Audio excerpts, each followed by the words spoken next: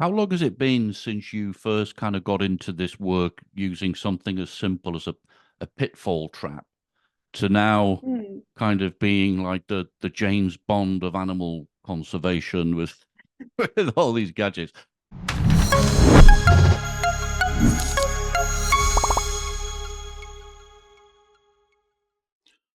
Welcome to the Position Update, the podcast where we explore the fascinating world of tracking and data. I'm Matthew Holland, and today we're burrowing into the nocturnal world of the Macrotis Lagotis, better known to Australians as the bilby, a small desert-dwelling marsupial native to Australia. Since the 19th century, bilby numbers have been in sharp decline, caused by land use conversion and competition for food sources with other species. As a result, there is thought to be less than 10,000 bilbies in the wild. With the objective of learning more about the behavior of bilbies so they can be reintroduced into their natural habitats, scientists from the University of New South Wales, Sydney, and Taronga Conservation Society Australia have used a large sanctuary at Taronga Western Plains Zoo in Dubbo, part of the temperate zone in Australia, to better understand their habitat requirements. Joining me today is my guest, Dr. Kate Cornelsen from the Centre for Ecosystem Science at the University of New South Wales, who was the lead author of a study into bilby behaviour. Kate, welcome to the Position Update. Tell us about your work and how did you first get into bilby conservation? Yeah, so I'm an ecologist, so I specialize in studying animals. So I've done a PhD in conservation and environmental science at the University of New South Wales, and with to the Taronga Conservation Society of Australia as well, looking at bilbies specifically, trying to understand a little bit more about them because they're a threatened species in Australia. So yeah, I guess my research is trying to understand a little bit more about them so we can conserve them. Yeah, I've always had an interest in Australian animals. So yeah, that's why I've decided to specialize in understanding them a bit more. For many of us outside Australia, we probably don't know what a bilby is. I'd never heard of a bilby until I saw your report published and got a Google alert because you were tracking them. So, can bilbies be found in other countries? And describe to us a bilby.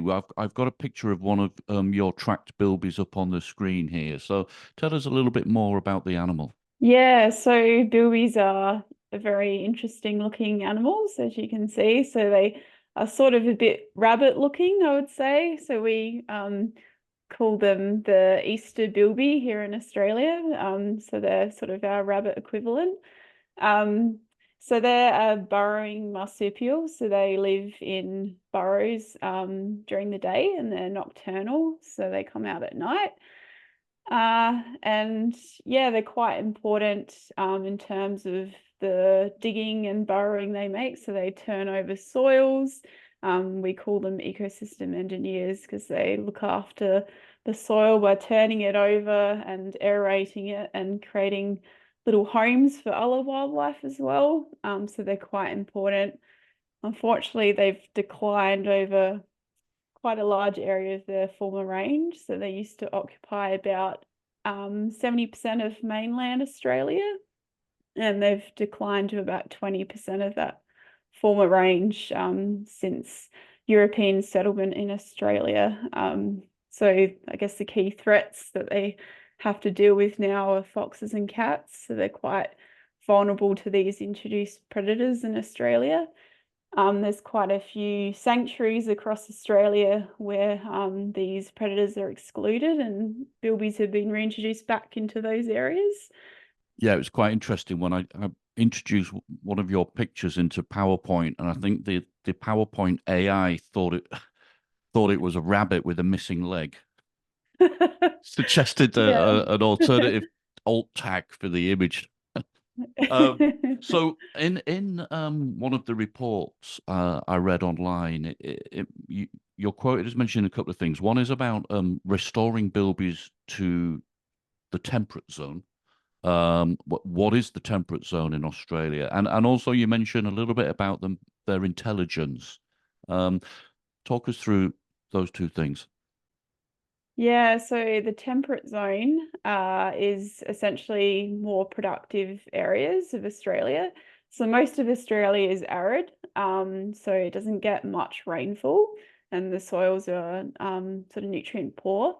So temperate areas are those sort of small areas along the coast and where typically where all the cities are. So where we like to settle is usually where those temperate areas are.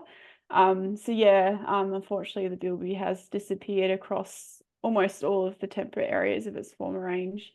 Um, in terms of their intelligence, yeah, they're quite a smart animal, definitely. They definitely know what to look out for in their environments, and the bilbies that we released into the sanctuary where I was studying came from captive populations. So we're a little bit worried about them being able to survive in a very wild environment compared to what they were used to. But yeah, straight away they were exploring their new wild habitat, and yeah, did really well in this new wild habitat. So yeah, we're pretty glad about that. And yeah, they're very, very intelligent animals. You have this passion for bilbies. There's an interesting conservation story there, which I guess not many people will know about. They're a small animal. People think about conservation, much bigger animals, orangutans and rhinos and things. So you have this passion for bilby conservation and protection, and at the same time, you realize you need some technology to help you learn and understand a bit more about their behavior. So tell us about that. Tell us about the moment when you realized you wanted to put tracking devices on bilbies and start a project to find out more about them. I guess bilbies are quite small compared to other animals, so that makes it a bit trickier to actually study them without some sort of aid, like a tracking device. They're also quite flighty and very hard to observe directly. They're also nocturnal, so it makes it a little bit harder to yeah, study their movements in any other way. So previously bilbies were studied using very high frequency transmitters, but this has some limitations where you actually have to manually track those animals in the field. So we decided that what we would try next would be GPS, because we can actually pre-program these devices to collect locations of the animals at predefined intervals. And then we have that consistent data of where they actually are at night. And we can do this remotely. So we don't actually have to follow the animals to be able to know where they are. So that was really a big advantage of GPS and using that technology. How do you go about choosing the technology, the devices and the software? I understand there's an acronym called ABD. What does ABD stand for? Yeah, so ABD stands for an animal born device. So anything that you can use for tracking that you attach to an animal.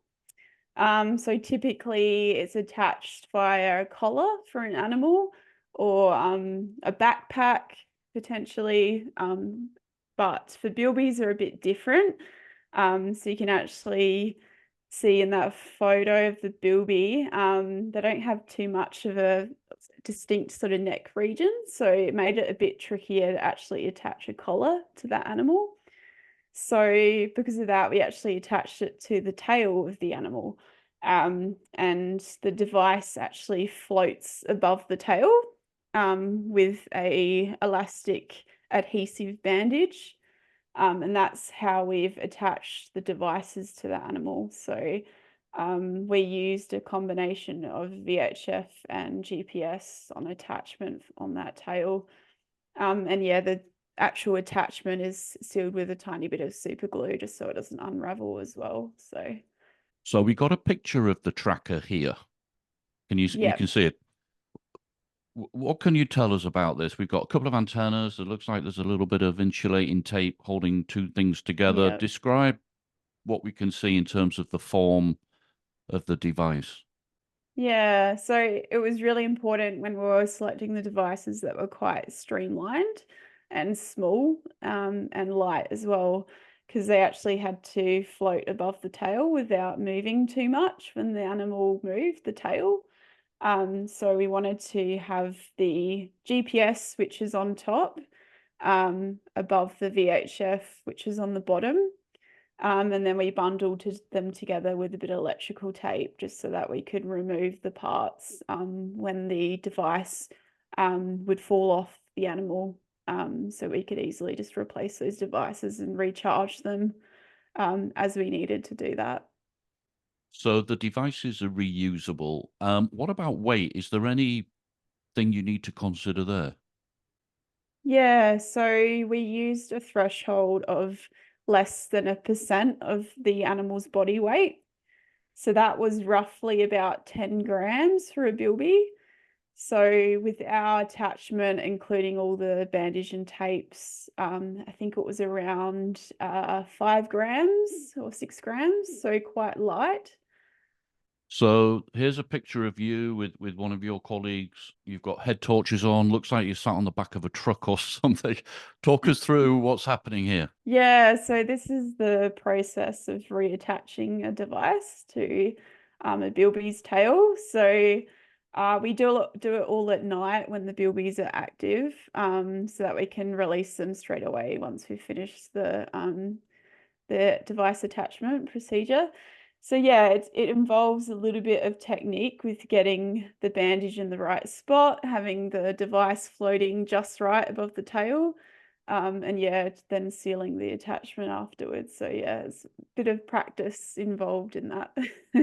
It's a lot more adventurous than some of my experiences. Like I used to I used to spend nights in hotel rooms with tracking devices spread across the bed, having to put SIM cards in each one. Like,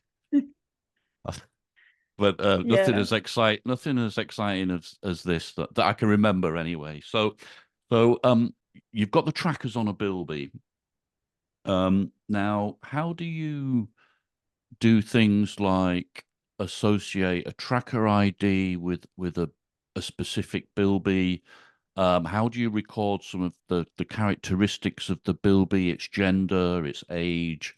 Do you give your bilby a name that you're tracking? Yeah, so in terms of how we keep track of the data, so the devices each have their own sort of serial number, which is associated with the bilby that I've attached it on.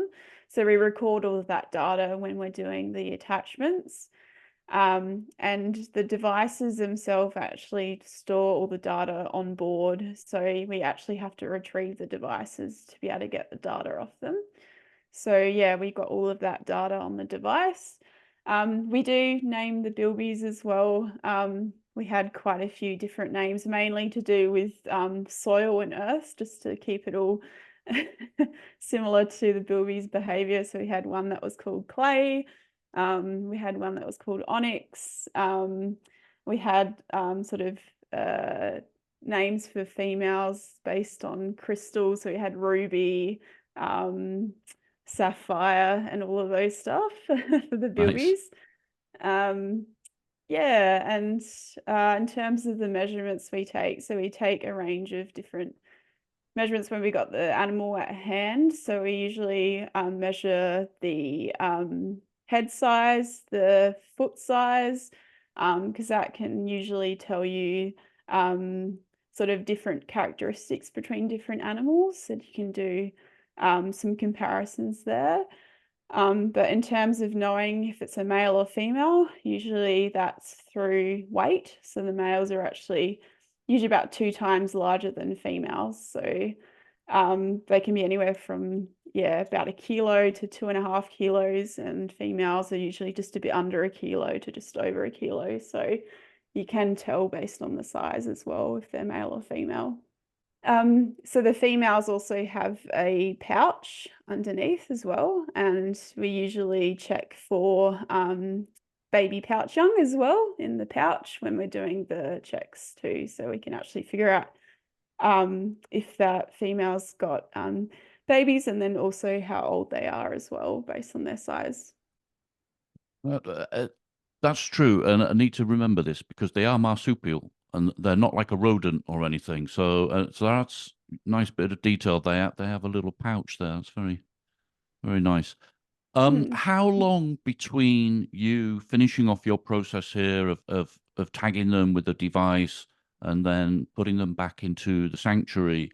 How long are they left to go about their business before you decide to go and find the tags that have fallen off?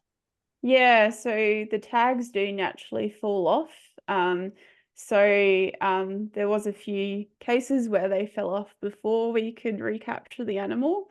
So in that case, we would just collect the device and then do some more trapping, potentially if you wanted to recapture that animal. But with bilbies, it's, I guess, never guaranteed that you end up catching that animal. And some we ended up catching before the devices dropped off, so we were able to retrieve it that way and then release them again if they're in good health and condition. But yeah, sometimes the device drops into an area where it's a bit trickier to retrieve. So we had a few that fell into burrows where the bilbies were, where the bilbies were staying. So yeah, it involved waiting for those bilbies to leave and then digging that tracker out of a potentially about a 3-meter deep burrow. So yeah, it was a bit of hard work. But and is it a month or 2 months after you've released them that the the tag falls off? Yeah, it was variable. Generally it's around a month, Yeah. but it can be up to 3 months. So it varies based on temperature mainly and rainfall. So when the temperature was hotter and there was a bit more rain, those devices fell off a bit more rapidly. So yeah. So there's a picture of you here having dug into a burrow. It looks like quite hard work. Um, so so when do you have to go and start digging? And it looks like you're doing this in the daytime, but do you, because they're nocturnal, do you need to do it at night, or when do you usually Yeah. go Yeah. to, So I started digging at night. But yeah, so it was after I'd confirmed that there was no bilbies there. And yeah, waited a bit longer and then started digging that night and then into the morning and then ended up finding the device after a little while. what's this kind of silvery piece here? What is that? Is that? Yeah, so that was reflective tape. So we had a bunch of camera traps spread out in the area that I was studying the bilbies. And I was trialing some different ways that I could identify individuals on camera traps. So I ended up trying some different symbols cut out of reflective tape to actually ID individuals going past the camera traps. And we found it was quite useful, especially when the tracker was quite fresh. The reflective tape was quite bright, and let us ID those individuals on camera traps, which was handy. How long has it been since you first kind of got into this work using something as simple as a pitfall trap to now Hmm. kind of being like the James Bond of animal conservation with with all these gadgets? How long has that process been? Yeah, so I guess I've been in the ecology field for just over 9 years now. I did start doing pitfall trapping initially. So I did that over quite a few different sites from, the arid centre of Australia to the coast, which is, quite a, I guess, rudimental way of telling what is in a particular area. So, you essentially just find in the morning whatever's fallen into the pits is what you have got in the area potentially. There's a little sample. But yeah, I guess from there I decided that I would be more interested in understanding the behaviour of animals. So I did a bit of work with brush-tail possums in the Flinders Ranges, doing a tracking study. They're also nocturnal, so doing a bit of night work, trying to understand where they were moving the landscape and what habitat they were selecting. Which led me into the Bilby research, doing similar work, but with a few more extra gadgets. So I do have to ask, because we're dealing with Australia here, are there any other kind of creatures that you need to be aware of before you, well, whilst you're digging around this burrow or it's at night? I mean, is there anything that could kind of jump out and surprise you or give you a nasty bite or anything like that? Yeah, so you can find all sorts in bilby burrows. So I guess some things to probably look out for would be the reptiles. So often large monitors can go into bilby burrows, which can give you a bit of a bite, I guess, if you scared it. And snakes as well. Lots of different invertebrates. So yeah, all sorts. But it is a good thing that bilby burrows are in the landscape. So yeah, it provides that habitat for those species. And yeah, very interesting what you can find in those burrows. Um, just one last thing before we go on to the results and the data and that process. I read in the article that you performed a range of behavioral tests on bilbies prior to you Yeah. deciding to go ahead and track them. Tell us about that. Yeah, so I did a bunch of personality tests. So essentially trying to work out if particular bilbies had behavioral traits that were repeatable.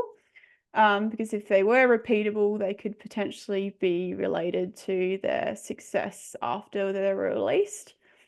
So yeah, the bilbies were held in pre-release yards before they were actually released into the wider sanctuary, which allowed me to do those behavioral tests before they were actually released and look at survival and breeding and whether those were related to those traits that I measured beforehand. So yeah. So you've got the devices back to the laboratory. They've been out for a month, and I'm sure you're very excited and a lot of anticipation about what's there. Talk us through the process of getting data off the device onto your computer systems for analysis, and then tell us a little bit about the software that you're using to start your analysis. The devices, once we grab them from the field, we take them back to the lab and extract all the data onto a computer. So you get a bunch of different details off the devices. So you get the lat long, the temperature, the time, the date, and that all sort of tells you a story of where that animal was at that particular time and date.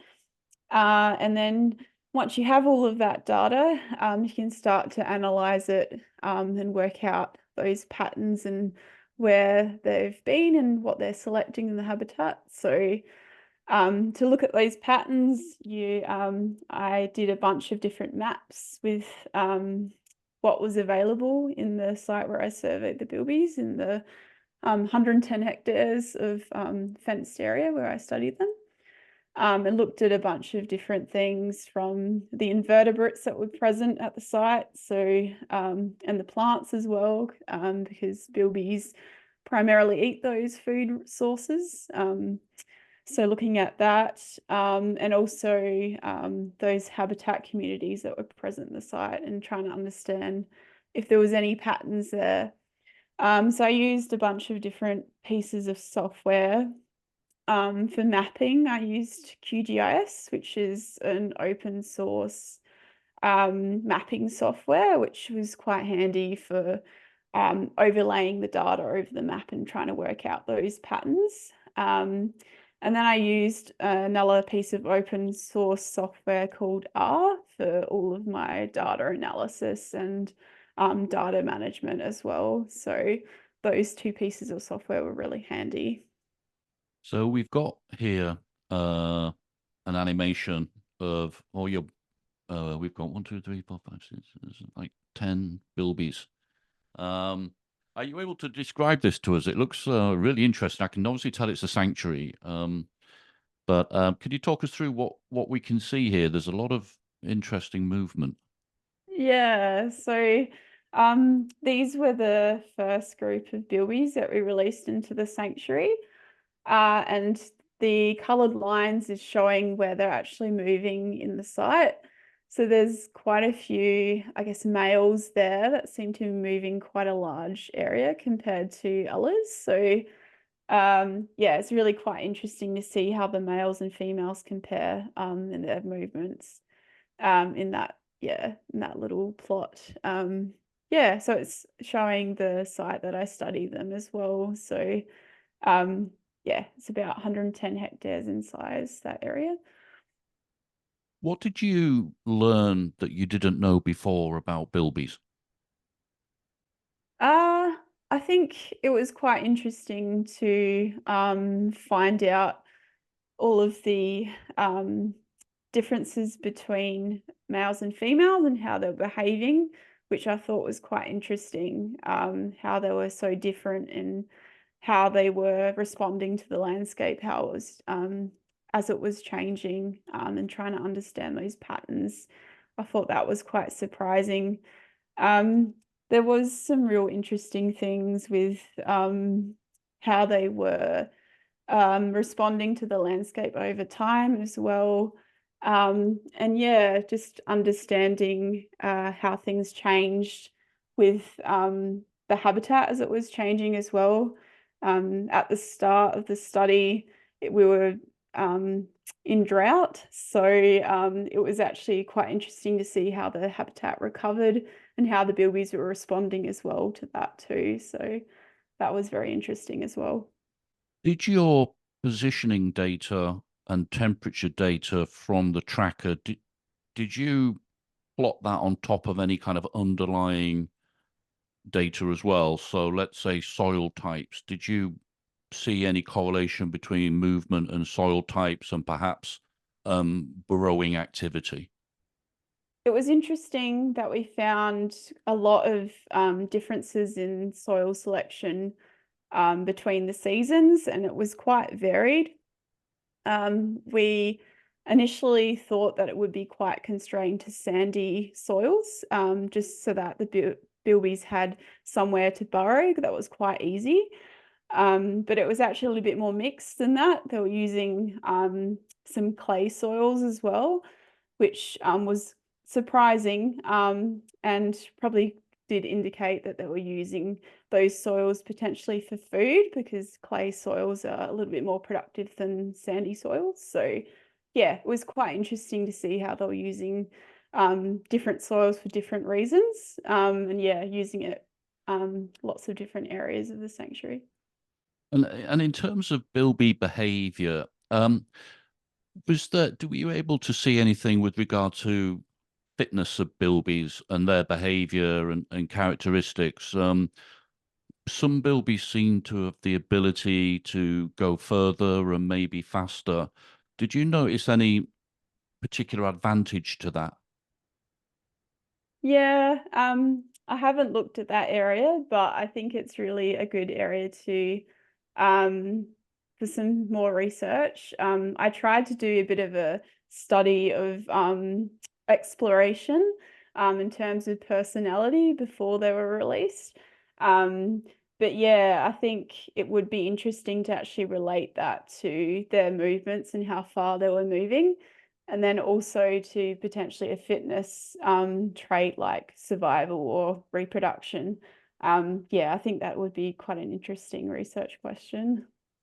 Do bilbies have best friends? Like, one of the great things with location data is, you can see where people spend a lot of time. What about bilbies? Do they hang out with each other? Did you notice pairings? What about their social life?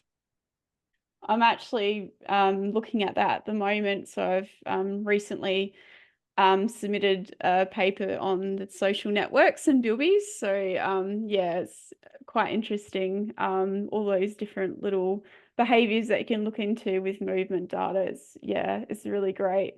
But yeah, there's definitely some results there. But yeah, I won't go into it too much just because yeah. It sounds like a very Yeah, cool we'll have to study. wait and see. One thing that seemed to come out as a surprise to you and your colleagues was about how close or how far away from water sources bilbies chose to spend their time. Yeah, so in the Arizona, water is a bit more limiting. So bilbies were previously studied in the arid zones. So it was presumed that they were quite dependent on those water resources, the areas of moisture. But with my study site, since it was in the temperate zone, water wasn't as limiting. So we found that, yeah, bilbies were not as reliant on those for water sources, which potentially could indicate that they're getting all the water they need from their food. And might also indicate that areas closer to water potentially are more competitive with other species that rely on that water source. So choosing those areas further from water might be more advantageous for bilbies.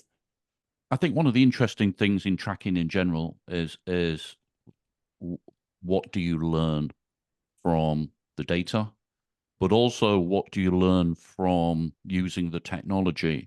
Um, were there any mistakes made or lessons learned um, during your implementations of the technology, and what kind of best practices or advice would you share with other people interested in this kind of wildlife or animal conservation project or study using tracking technology? With the application that we're using, um, we soon found out that there was quite a lot of strain on the devices and how it was being used. So we had quite a lot of devices where the antennas would actually snap on the attachment.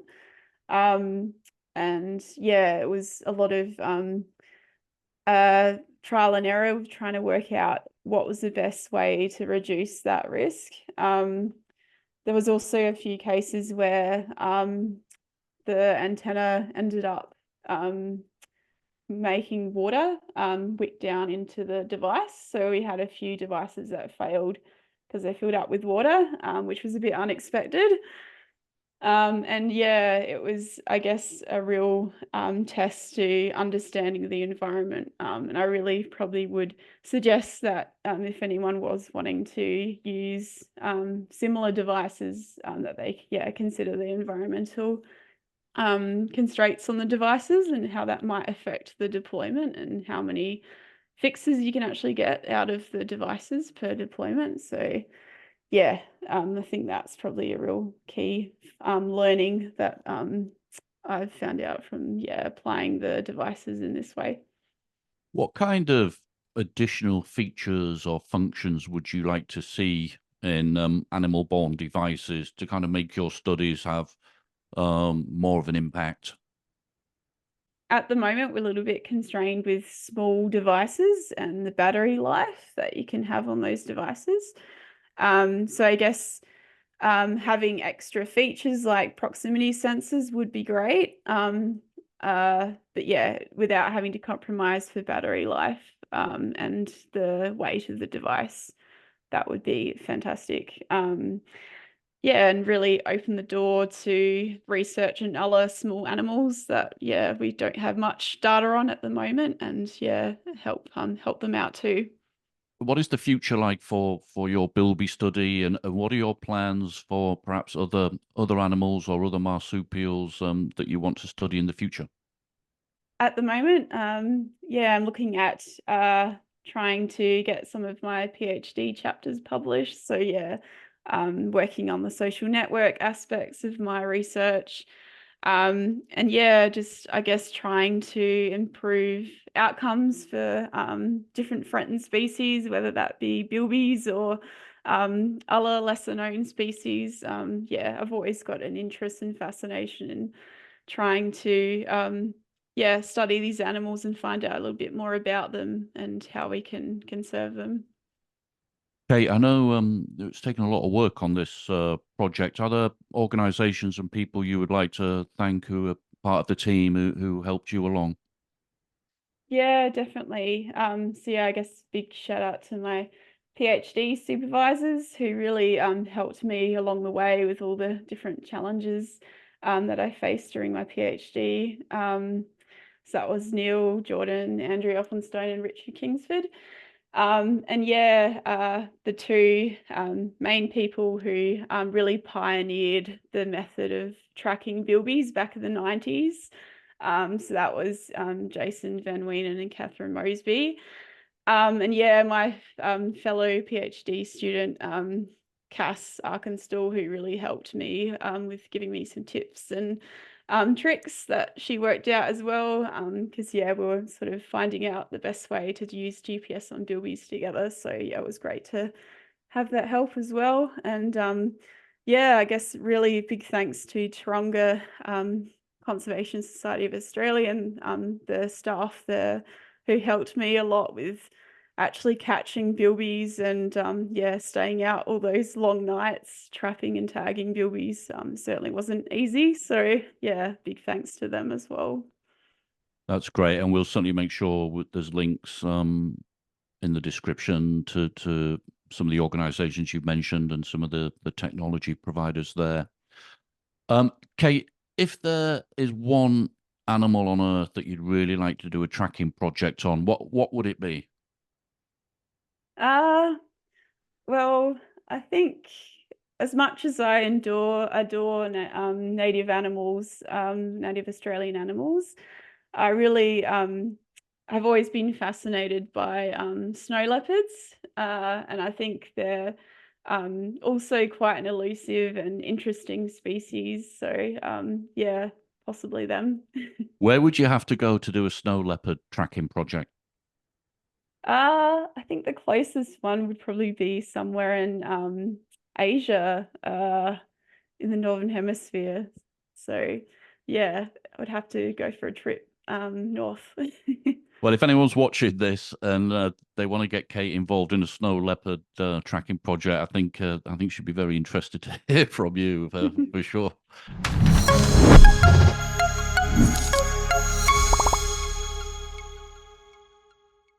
So, my huge thanks to Dr. Kate Cornelsen there. She was very generous with her time, and Kate, thanks a lot. You donated 2 evenings down under there to help me with that, so it's really appreciated. If anyone knows anyone that's doing tracking of other animals, feel free to tell them to get in touch with me, especially interested with turtles. So if anyone happens to be watching this and they know someone involved in turtle tracking projects, please ask them to get in touch with me. Okay, many thanks. Hope you enjoyed that episode, and see you next time.